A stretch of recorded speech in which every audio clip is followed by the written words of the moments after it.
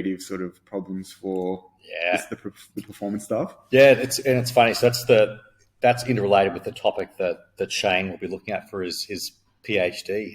Shout out to Shane if he's listening. Is supporting it to him. Yeah, I know. Is supporting the high performance model, or sorry, supporting the game model. Is so coaches will have a game model, and that will differ depending on the coach. And does the game model reflect the group of players and their physical qualities? That's an interesting. Or do you go the other way? Is it got a game model and then you recruit players based on that? Do you think that that's something that, as professionals working in sports performance, you should be helping to inform the coaches, like, this is actually who we have. This is the group that we've got. These are the qualities they have.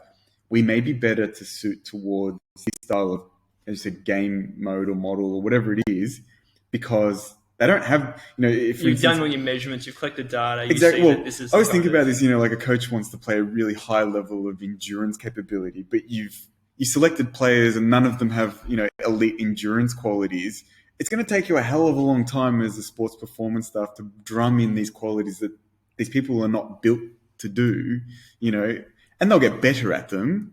But how much better is probably being limited by their profile. Well, and also I think you can relate that to injury prevalence too, because I think that happens a lot, where you get players being exposed to a game style that really doesn't suit their profile, and the coach wants to use them for a particular sort of tactical thing or a position that they want them to play. And it's like, that doesn't suit them at all.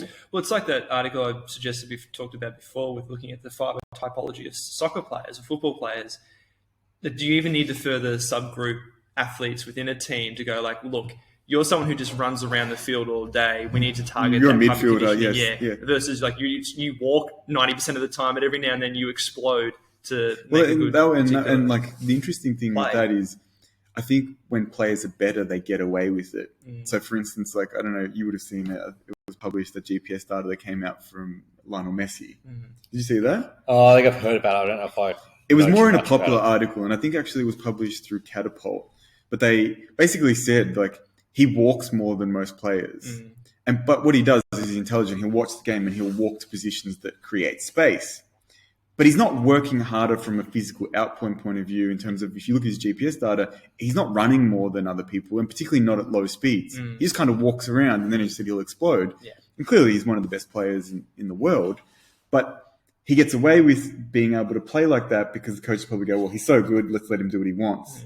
Whereas I'm sure you've been in this situation as well, and I'm sure some of your PhD students are dealing with this. It's like, well, that play's not suited to that. And the coach goes, no, but we want them to do this, and tell them to stop walking around, and like, this kind of thing. It's a funny one. So on that Messi one, I feel like he's the person that people use to say you don't need to do strength conditioning, because I've had people say I'm not arguing that. Soccer, well, for some reason, European football or world soccer it's a fucking bunch of idiots letting players who can do things with the ball get away with not doing S&C. So I'm not arguing that. No, it's funny, right? Because I'm not saying you are, but I've just... This is over the 10 years, right?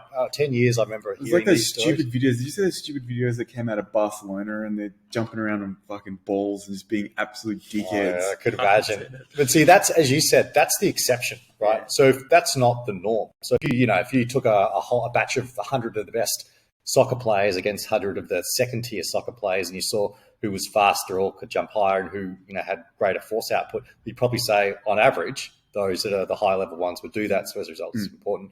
But then in saying that too, so you've got strength, you've got sports performance or invasion sports performance, which is a dynamic system, and then you've got agility, which is the ability to kind of read the play and react to some sort of a stimulus.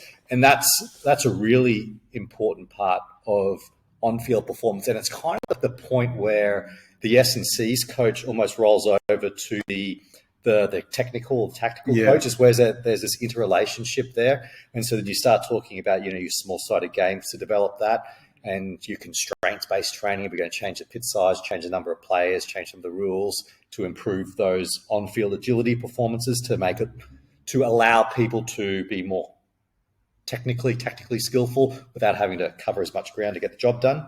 Or we're going to manipulate those games so that we actually want some sort of a metabolic stimulus. So, okay, secondary priority is some sort of agility stimulus. Primary priority is I want a metabolic stimulus, but we want a bit of both. So we're going to open up the game a little bit. We're going to have wider boundaries. We're going to have kind of sort of less rules, a bit more free space. I'll cover more ground, but less agility maneuvers. So you got all that. But then to answer your other question is how the conversation might go in the high performance. And I think this is really important where you need to kind of know your role, right? And you would be a case of sort of presenting the information, explaining what that is, and then leaving it there. The coach will have, and the high performance manager. So typically it might go from you to the high performance manager who will understand everything, and then they'll have the meeting and then the coach will make their decision. So it's just something for them to consider. They'll have 1,000 other things to consider beyond just the physical profile that you won't ever know about. So I think, that's part of your role is presenting that information. And then a lot of the time they might already know that. They might go, look, I know this person